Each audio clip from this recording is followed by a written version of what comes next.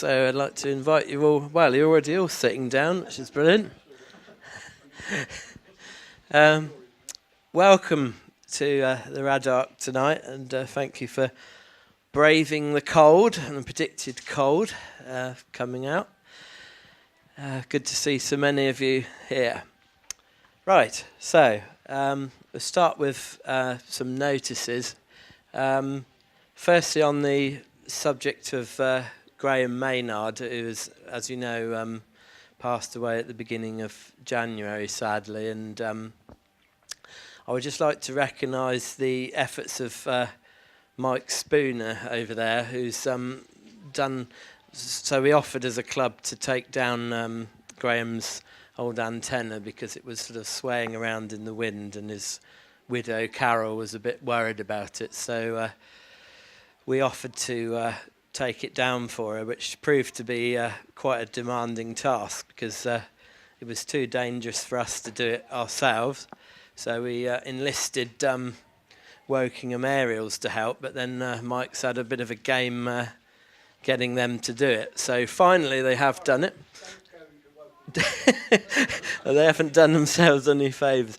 Anyway, so I would like to thank Mike for all his work on helping out with that, so that's very much appreciated. I think it deserves a clap, actually.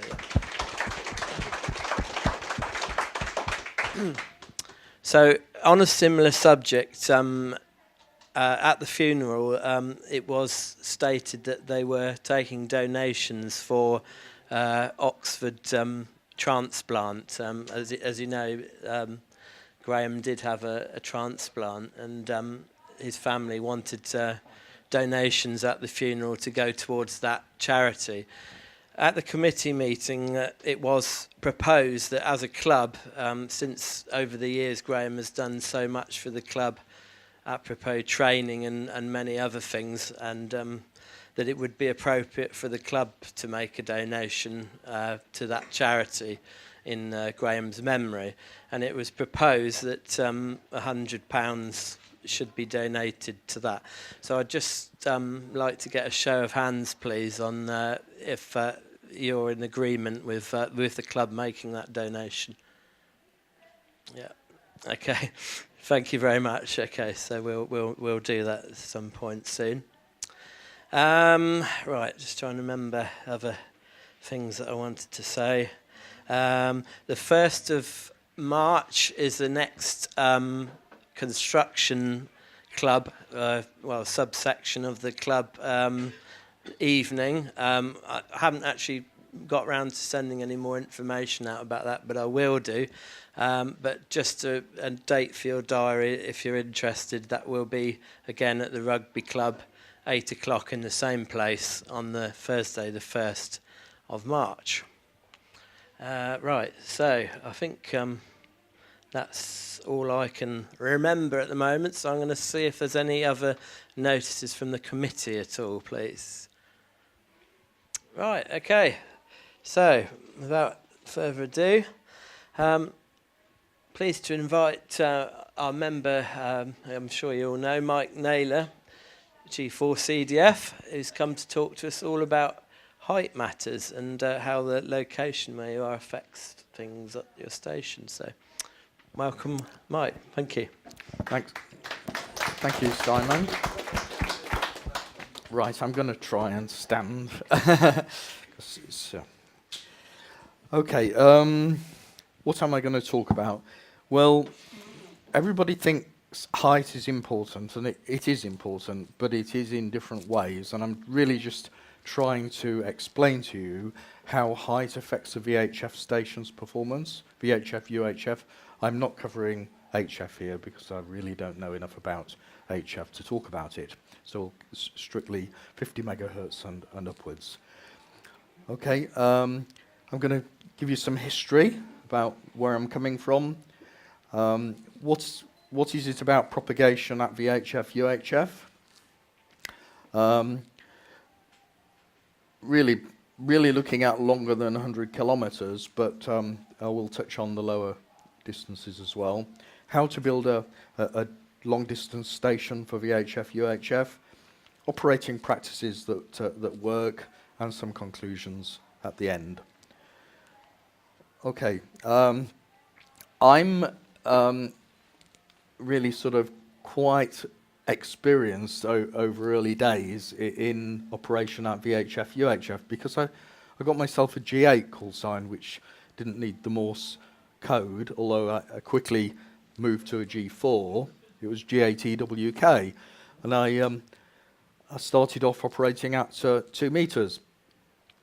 Started off with about, well, less than 10 watts from a valve transmitter, which was cut out of a Pi Ranger or Pi something or other. It was not a Ranger, but it was something else. And crystal controlled. I then took the crystal out and put a capacitor near it, connected to it, and tuned it over the range, and managed to swing about several hundred kilohertz across the 2 meter band. So in the days on AM where you used to tune high to low and low to high, being able to tune your frequency onto anywhere you wanted was not essential, but certainly once people started using VFOs, then this was an ideal arrangement. But when I went to university in '73, I met up with a friend, G4CIK as he was there, and he's largely given up amateur radio since then. But he helped me build a transverter, and we used the engineering department to cut all the metal work up. It was a doddle, really. But I also built a 150 watt 4CX2 350A. It was in the end linear. And at home, during the university vacations, I had a 10 element beam at 10 meters above ground level, which was really a flat above the shop, and a 20-foot scaffold pole hung on the side of the flat, and it worked brilliantly. Looking at the site there, I can see why it was quite a good site. But I also ran on 77s and also 4 meters, but 4 meters was sort of near the floor of the flat level, and I was pointing north only. But it still worked. I worked into GM and the like on that. I also went on several expeditions with the university crowd.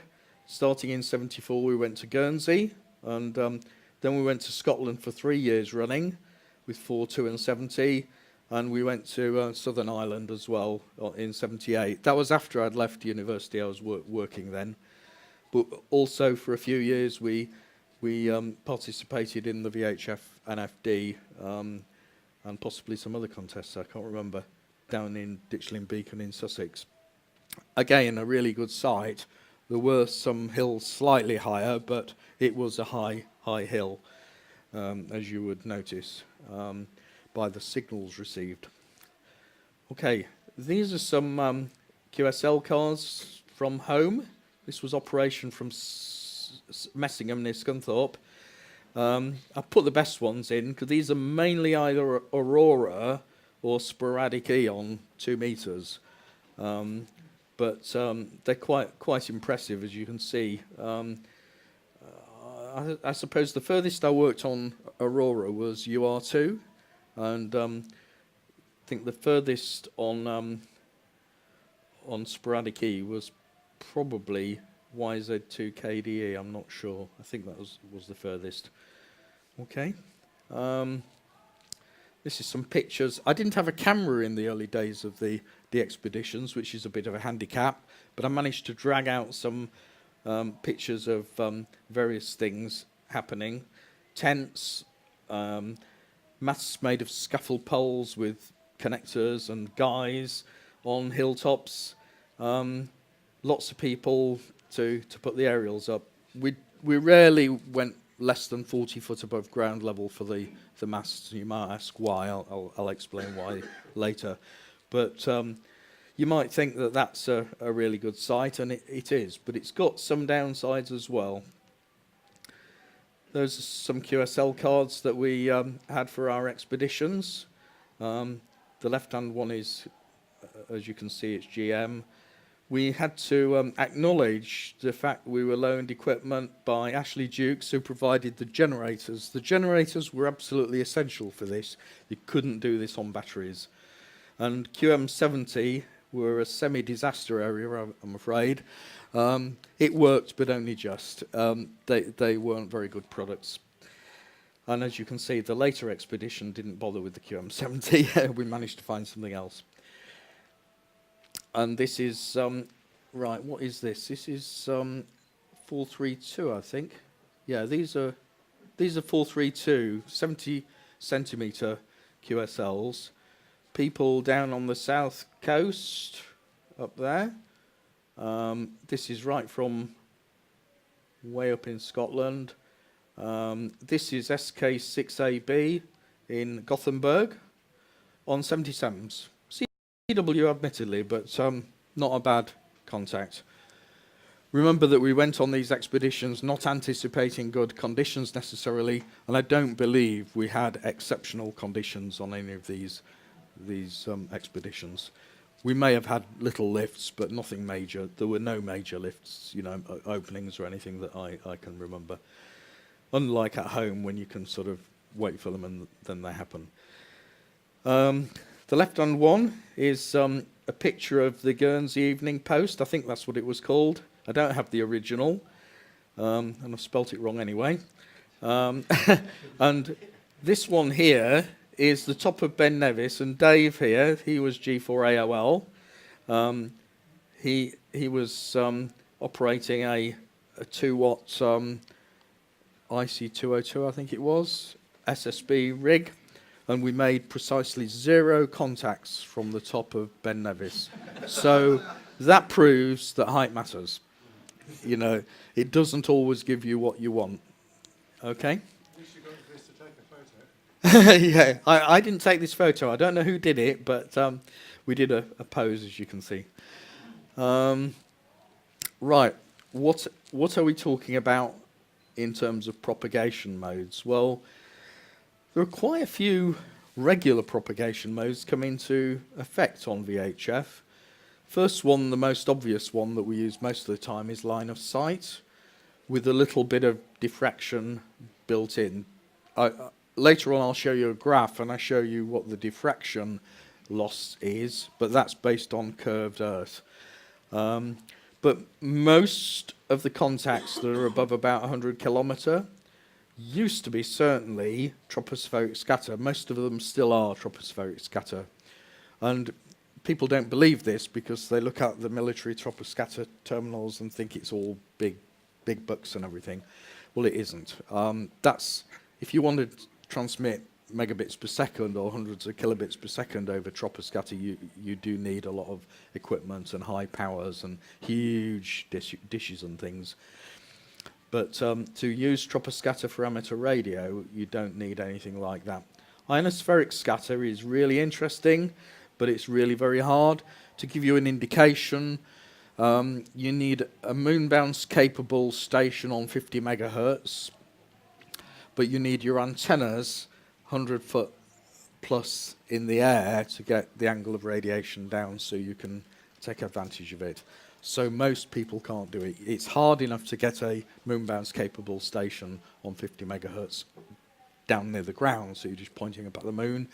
To do it and put it 100 foot in the air is almost impossible for most people. Some of the Americans do it, but I think it's a bit out for us, really. Meteor scatter, you would think would be difficult, but actually it's not that bad. It used to be hard. We used to run meteor scatter contacts from our expeditions. We used to have a keyer that keyed Morse code at high speed. Then we used a tape recorder to slow down the received signals and decode them. And that was the way it was done in those days, and we made a lot of contacts over good distances, over to Berlin and places like that. It wasn't bad. Nowadays, you can use digital modes to do meteor scatter, and frankly, you know, I've heard stations on 50 megahertz quite happily. Yeah, that's right. Aircraft scatter's one that's coming into its own. That is better than troposcatter for certain ranges, but you've got to have a good station. I'll explain why.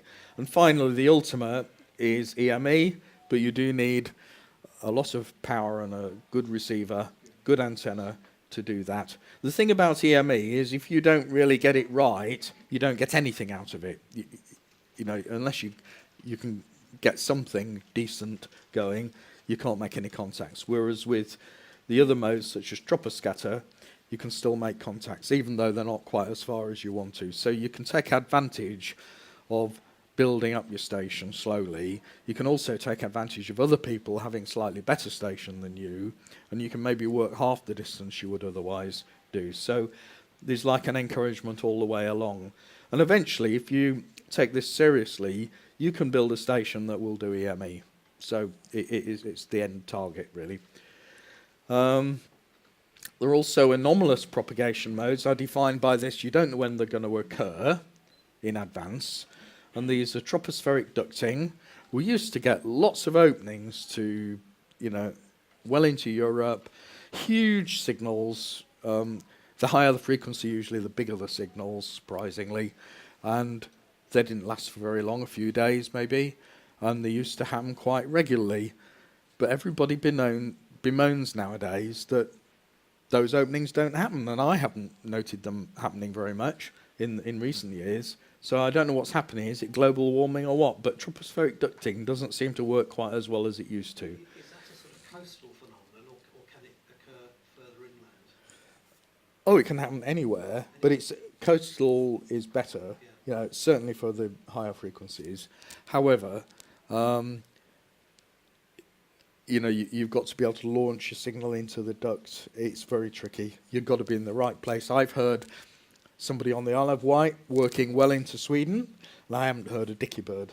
You know, I just can't, you know, because he's very close to the coast, and the duct obviously was going past the coast and up to Sweden, you know, from the Isle of Wight up round the channel, but that's the way it was going.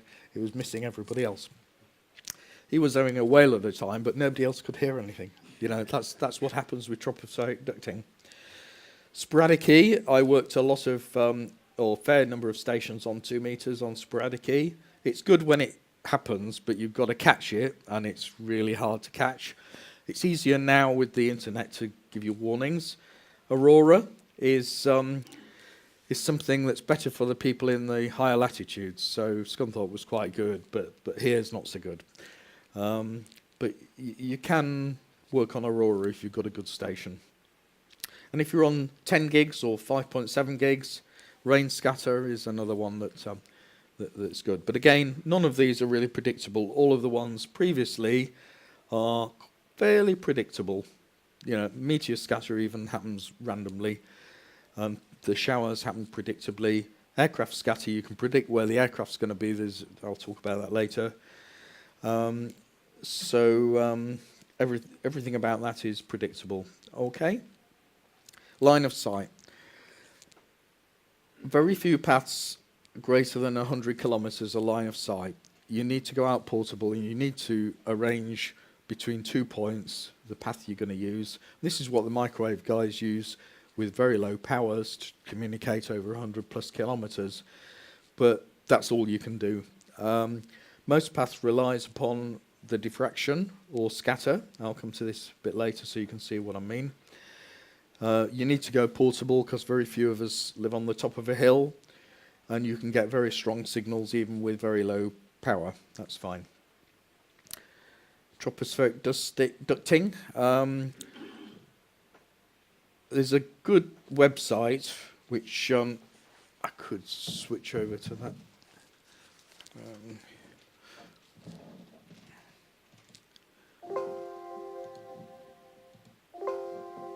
That doesn't work. I'm going to have to look at that.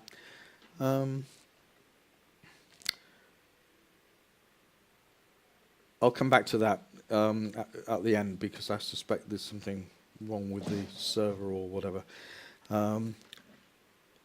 It's possible to use tropospheric ducting to get dual mode propagation. This is really exciting. You can communicate with the Canary Islands, which are quite a long way away, by taking advantage of the tropospheric ducts that occur around the Canary Islands. There's a great big part of that part of the world that's got big ducts and lots of low loss propagation. And if you use meteor scatter communication to get to that duct. So you've got to use the meteor scatter modes, use the meteor scatter to try and set up a contact with the Canary Island guy. You can work further than you would normally be able to do on meteor scatter because the meteor scatter links in with the tropospheric duct, and that's worked quite well quite a few times. So if you really want to work 3,000 kilometre type ranges, that's possible. Sorry, Mike. I just thought I'd mention that Doctor, you're so tricky, a microwave enthusiast, I knew well, actually got a record from start point to Beachy Head or something, Yeah. 10 gigs. Yeah. And he did it when he discovered that you had to be within about 10 feet of sea level. That's right. Yeah. The Dutch is like Yeah. 10 feet deep over the sea. Yeah. They're very peculiar phenomena. Yeah, it is. Yeah, and that's people used to go to the beaches, a bit like they do on HF, and just set up a 10 gigahertz link to work across to France or whatever. Yeah. Almost in the water. Yeah, yeah. You don't need to be. It's not quite the same as HF. You don't need to be in the water. It's just you need to be within that distance of the water so that you can get into the duct. And it's caused by this so-called temperature inversion, which is a change of the normal gradient of air pressure that you normally get. So exciting when it occurs, but it's a bit rare nowadays, it seems. I'm hoping that it's going to come back, but it's not good news.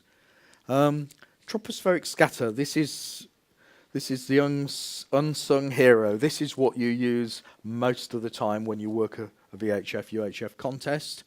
You talk to all these guys, and most of it's troposcatter. And I'm hoping to let you hear some troposcatter at longer ranges if we can get the thing working. It's better in the summer by a few dBs. You can get range up, predicted range up to about 1,000 kilometers, but normally a bit less than that. Depends on your station capability. And the thing about it is it works over the full range. In fact, there's evidence that the higher in frequency you go, the better it is. If you can generate enough power, and everybody else can generate enough power. So it's no good going on with 10 watts. At 1296, for example, you really need to be 100 watts at least to do well, but not essential. You need a low noise receiver, which is good at 1296 because very few noise sources are out there that can affect 1296, and I wonder why. I was trying to think why, and maybe part of the reason is that GPS is in that frequency area, and I wonder if manufacturers are being told they can't let their emissions go wild in the GPS band. Right, obtaining results is not as difficult as EME for the reasons I explained earlier. Right, you can ignore all this if you like, but I thought I'd write down all the equations. There are various models, and Yay is the simplest one, I think, and he's within, a few dBs of the CCIR model, but the CCIR model's a lot harder to calculate. It's all based on graphs and things, so I gave up trying to work with that. This one's just as good, and the thing about it is, the thing you need to know, there's the free space, which you know about, the excess loss due to troposcatter, frequencies easy. This thing is the degrees. This is, and I'll show you on a diagram later, this is the degrees of coupling between the two stations, the angle of reflection, if you like, or scattering angle. There's some refractive index effects, so it's better in summer than it is in winter. And this aperture to medium coupling loss really only applies if you've got a huge station. If you've got large antennas, that comes into itself, but you don't need to worry too much as an amateur. The geometry is like this. There's the angle theta is the sum of the angles at both transmitter end and receiver end, plus the angle subtended between the two. So it's 180d over pi times r, and this is all in degrees. Now, r is defined as 8,500 kilometers. That's 4/3 the radius of the Earth. And the reason for that is there's this constant refraction that occurs because of the temperature, or because of the pressure gradient, and it bends the rays going through the atmosphere, and that's the normal bending amount is 4/3, and that's why we use the 8,500 figure, and that's the average. It does vary slightly depending on weather and so on. Aircraft scatter. Aircraft scatter is lower loss than troposcatter at longer distances, between 600 and 1,000 kilometre, but you've got to get to the aircraft. You can't dip below the horizon and expect to do it. So, for example, your limit is 864 kilometres if you've got an 11 kilometre aircraft and you can reach the horizon. You don't have any hills in the way. There's also another 20 dBs available if you get all the angles right and the aircraft is in the right place and so on. So it can be quite strong.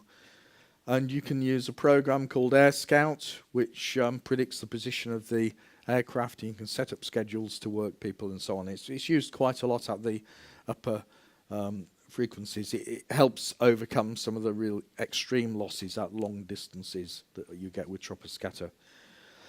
Using aircraft as a reflector. Yeah. Surely you want to be beaming on the line of the aircraft. Exactly. Right angles, because it's not do you a lot of favours for very long. Exactly. The thing is, Air Scout will tell you when the aircraft is at the mid position between you and your schedule partner. Right. So you set up. If you want to set up a sched, use Air Scout to see whether there are any aircraft coming up in that region. Then you set up the sched. There's a thing called ON4KST. You can set up a sched to work that person using that aircraft that's in the way. So Air Scout has helped you work out how to do it. It's something that you might have experienced aircraft scatter on VHF signals where aircraft are coming overhead. Say on 4 meters it causes flutter. This is more like using it for a long distance. It's ideal that you can have the aircraft near to one end, but the problem with that is you halve your range. So if you want really long range, you've got to have the aircraft in the midpoint of the two. And it's something that... So it's not just a passive antenna? Yeah, it's a reflector, passive reflector, yeah. And the 20 dBs happens if you manage to get the aircraft going exactly along the line between the two stations. If you manage to get lucky and get that, you can get a good long contact with the aircraft in the centre, roughly the centre of the path. Is that enhanced opening? It can be a minute or two.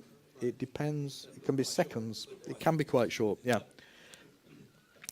But this is something that we never used to have when I was playing properly with VHF. We never used to be able to do aircraft scatter because there weren't enough aircraft around, as far as I can tell, and people didn't really understand what it was all about. We didn't have the software to be able to predict it. Right, Aurora Meteor Scatter EME. I've mentioned those, so I won't cover those. Right. I took all the equations and I plotted them on an Excel chart, and this shows you, right, let's see if I can explain this. This one is line of sight, which if you could get 1,000 kilometers line of sight, you'd be able to do it easily. You know, so somebody flies at 1,000 kilometers into the air in an aircraft, you'd be able to work them no problem at all with a few milliwatts. This is a small station.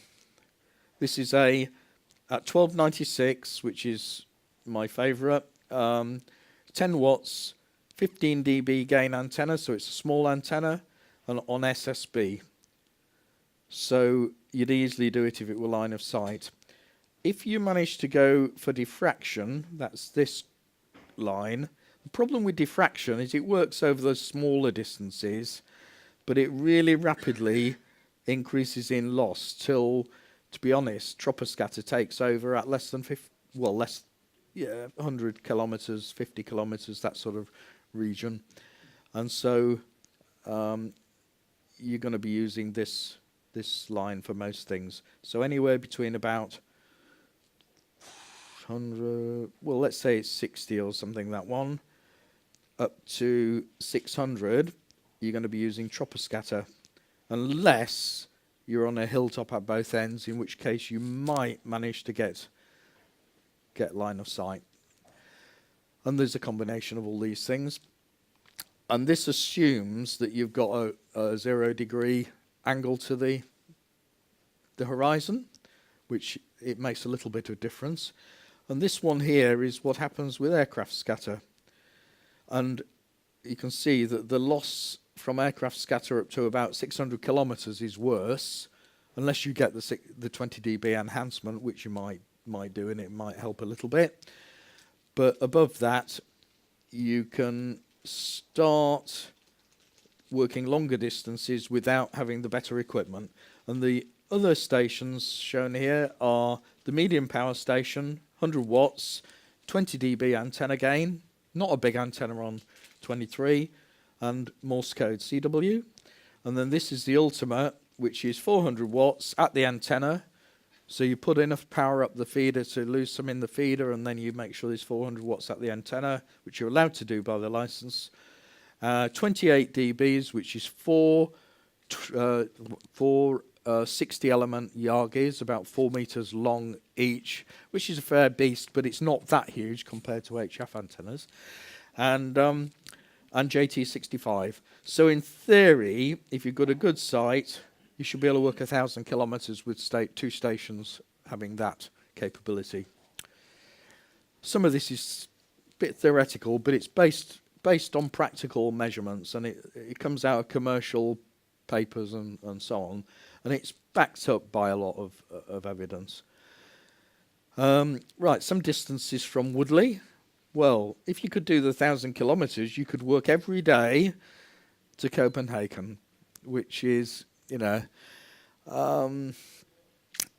quite good going. Or Stuttgart, or Berlin, quite good going.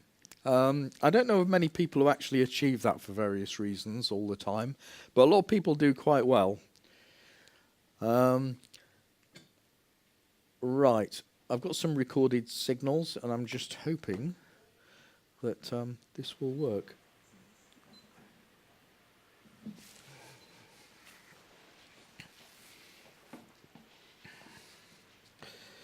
Do you need that just leaving there? It should be okay. Yeah. Right, let's just hope this works.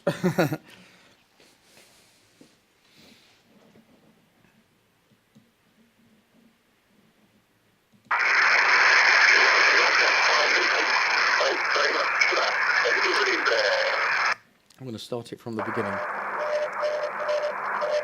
This is a long one, so CQ contact, Golf 8 Charlie, Uniform Lima. CQ contact, Golf 8 Charlie, Uniform Lima. Contact, standby.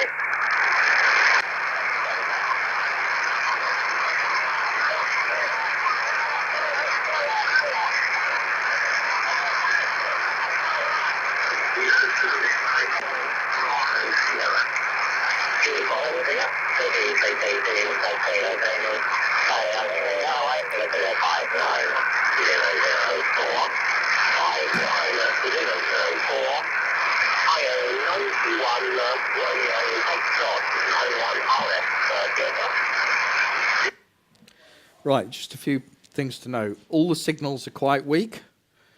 That's because I live in a bit of a dip, and I don't have line of sight to many parts of the country. In fact, I look on the graph and all I see is sort of fairly limited line of sight, a few kilometers each way. And that was using my 19 element loop Yagi, which is only at 6-7 meters high, house height. So I'm not clearing the house tops on that.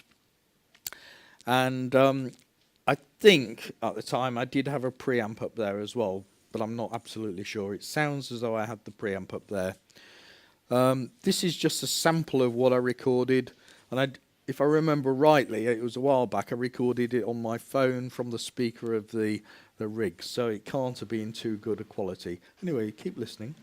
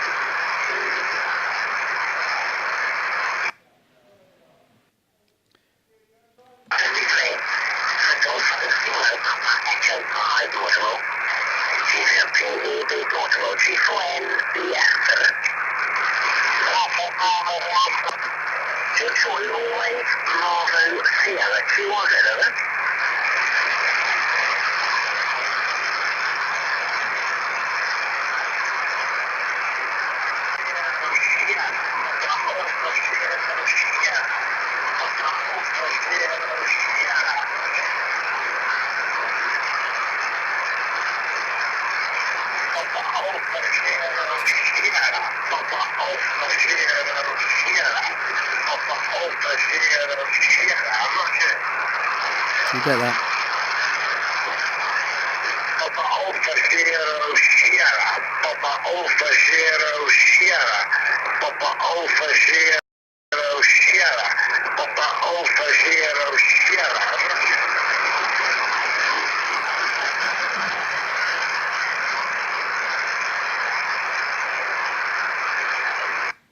Right, so that was a lot of stations, that was a long recording.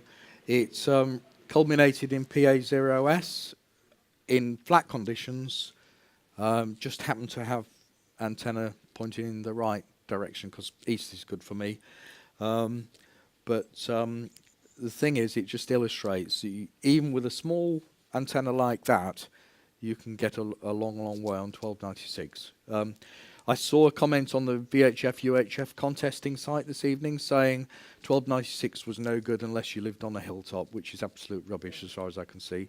This is proving that you can work DX from a valley if you get everything right. Right, I'm going to move on to just this one, which is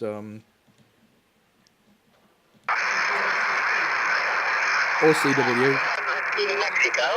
All SSP or CW. So let me stop that. Most of the contest is SSB, but you get the odd burst of CW in there too. The only reason I say 1296 is that's the ATV frequency, but it's FM.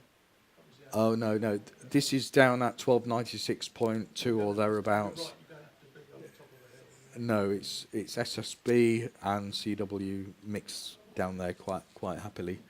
I was just going to do this one because this one's a guy in Ipswich who's got a very good station.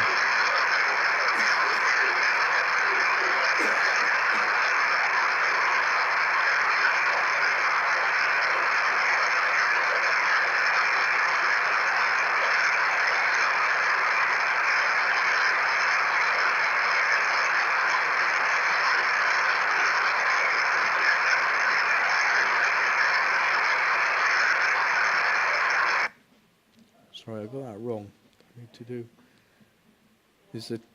There's an art in getting this right, and I made the presentation slightly incorrectly. Oh, goodness me. But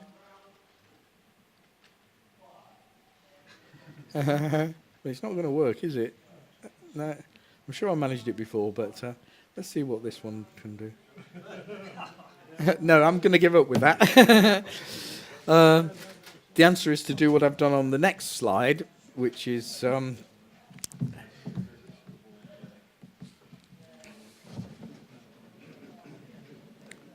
I can get this to behave itself.